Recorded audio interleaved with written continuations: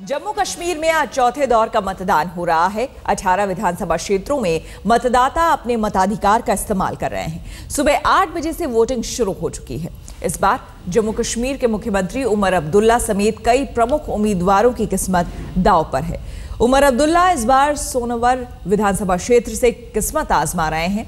ये 3 तस्वीरें आप देख सकते हैं, श्रीनगर, सांबा और बेमिना की है। यहाँ वोट डालने के लिए आप देख सकते हैं किस तरह से कतारें लगी हुई हैं। न सिर्फ बुजुर्ग बल्कि महिलाएं भी बड़ी तादाद में आपको यहाँ पर नजर आएंगी। दूसरी तस्वीर आप देख रहे हैं धनबाद की। आज झारखंड में भी मतदान हो रहे हैं। 15 विधानसभा सीटों पर झारखंड में आज मतदान किया जा रहा है, जिसमें से धनबाद की आपको हम तस्वीरें दिखा रहे हैं, जहां पर बढ़ चढ़कर महिलाएं खास तौर पर आपको नजर आ रही होंगी वोट डालते हुए, मताधिकार का प्रयोग करते हुए। और सबसे पहले बात करते हैं अगर हम जम्मू कश्मीर की, तो यहाँ पर 18 विधानसभा क्षेत्रों में मतदान यहाँ पर हो रहा है। 8 बजे से यहाँ पर मतदान शुरू हो चुका है। इस बार यहाँ का जो मुकाबला है कई मायनों में दिलचस्प रहने वाला है, क्योंकि 3 दौर में जिस तरह से ये 3 तस्वीरें सबसे पहले आपको हम दिखा दें, श्रीनगर, सांबा और आप देख सकते हैं यहाँ की तस्वीरें, बिजबेहरा की तस्वीरें आपको हम दिखा रहे हैं, जहाँ पर लोग मतदान के लिए आने शुरू हो गए हैं। अभी हालांकि शुरुआत ही हुई है, 8 बजे से मतदान की 1 घंटा लगभग हुआ है, लेकिन लोगों की संख्या यहाँ पर आप देख सकते हैं अच्छी खासी दिख रही है।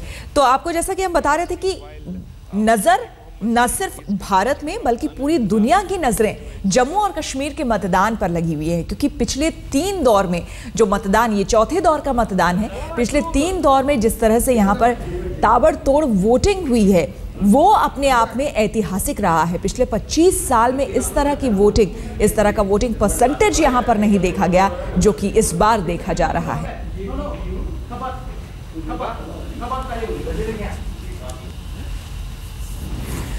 और हमारे संवाददाता हमारे साथ जुड़ चुके हैं, शुजा उल हक हमारे साथ श्रीनगर से जुड़ चुके हैं और कुमार अभिषेक हमारे साथ जुड़ गए हैं धनबाद से। सबसे पहले शुजा के पास चलते हैं। शुजा, इस बार अगर हम सिर्फ श्रीनगर की ही बात करें तो सीएम साहब वहां से गांदरबल अपनी सीट छोड़ करके, जो उनकी सीट रहा करती थी, उसको छोड़ करके सोनवर से वहां पर उतरे हैं। और कहीं ना कहीं जिस तरह से वहां पर वोटिंग हो रही है, क्या ये माना जाए कि अपनी सीट को, या फिर ना सिर्फ सीट बल्कि पार्टी को एक तरह से बचाए रखने की इस बार जुगत होगी?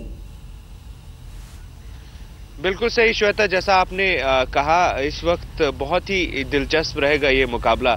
एक तो खुद उमर अब्दुल्ला साहब लड़ रहे हैं सोनवार कॉन्स्टिट्यूएंसी से, और उनका फ्लैश पॉइंट यही है कि अपनी जो ऐतिहासिक सीट थी उनकी गांदरबल, वो छोड़ के आए हैं, यहाँ से लड़ने की कोशिश कर रहे हैं। तो कहीं ना कहीं इनके दिमाग में ये रहा होगा कि शायद ये सीट जीतना आसान होगा, लेकिन ये बहुत बड़ी बात होगी, देखना ज़रूरी होगा कि किस तरीके से लोग निकलते हैं और किस तरीके से वोटिंग होती है।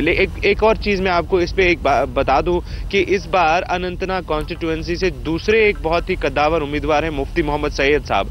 दोनों, उमर अब्दुल्ला साहब और मुफ्ती मोहम्मद सैयद साहब, दोनों एक तरीके से कंटेस्टेंट्स हैं चीफ मिनिस्टेरियल पोस्ट के लिए। सो दोनों का एक तरीके से मुकाबला है आज, उनका अनंतनाग सीट से और इनका सोनवारी सीट से। देखना यह होगा कि किस तरीके का लोगों का और वोटर्स का रुझान रहेगा, वोटिंग किस तरीके की होगी। इस वक्त हम जो देख रहे हैं, हालांकि सर्दी बहुत है, मेरे लिबास से ही दिख रहा होगा आपको कि सर्दी कितनी है श्रीनगर सिटी में इस वक्त। फिर भी लोग निकले हैं, कहीं ना कहीं स्लो पेस से निकल रहे हैं, लेकिन निकले हैं, अभी भी वोटिंग कर रहे हैं। देखना यह होगा कि श्रीनगर शहर और अनंतनाग के जो बाकी इलाके हैं वो भी उसी तरीके से मतदान करते हैं जिस तरीके से पिछले 3 फेजेस में मतदान हुआ है, तब जाके मुकाबला और दिलचस्प होगा। बिल्कुल। और कुमार अभिषेक के पास चलते हैं, जो कि इस वक्त धनबाद में मौजूद हैं। झारखंड में 15 सीटों पर, विधानसभा सीटों पर चुनाव हो रहे हैं, मतदान हो रहा है, जिनमें से एक झारखंड भी है। कुमार अभिषेक, ऐसे में वहां पर फिलहाल क्या तस्वीर आपको देखने को मिल रही है? देखिए श्वेता, 15 सीटों पर चुनाव है और ये चौथे फेज का है। इसके बाद 20 तारीख को आखिरी फेज का चुनाव बचा हुआ है।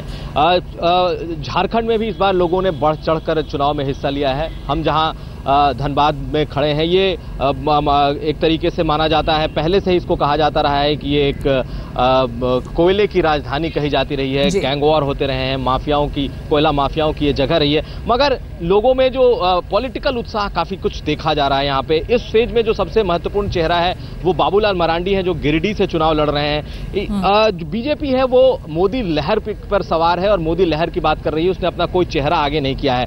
लेकिन इस फेज में जो चुनाव हैं वो सबसे ज़्यादा सेंसिटिव हैं। 15 में 13 जगहों पे जिसे कहा हाईली सेंसिटिव इलाके घोषित किए गए हैं और वहाँ पर 3 बजे तक ही मतदान है। सिर्फ 2 शहरी क्षेत्र हैं जहाँ पर कि 5 बजे तक मतदान किया जा सकता है। लेकिन जो आम मतदाता है वो निकल कर वोट कर रहा है। कई जगहों से जो हमें रिपोर्ट मिल रही है, पहला जो कितने % का मतदान हुआ ये कुछ देर में हमें पता चलेगा। लेकिन देखा जा रहा है इस बार कि हालांकि बीजेपी ने 14 सालों में 9 साल तक खुद राज किया है, बावजूद इसके बीजेपी पूरी तरीके से मोदी लहर पर सवार है यहाँ पर। और देखना यह है कि आखिरकार ये जो चुनाव नतीजा है वो किस करवट बैठता है। और कई अपनी चुनावी रैलियों में प्रधानमंत्री मोदी ने ये कहा भी है जोर देकर कि खनिज संपदा इतनी झारखंड में होने के बावजूद सबसे पिछड़ा क्यों है ये राज्य। बहुत बहुत शुक्रिया आपका अभिषेक और शुजा तमाम जानकारी के लिए। आगे भी आपसे अपडेट लेते रहेंगे।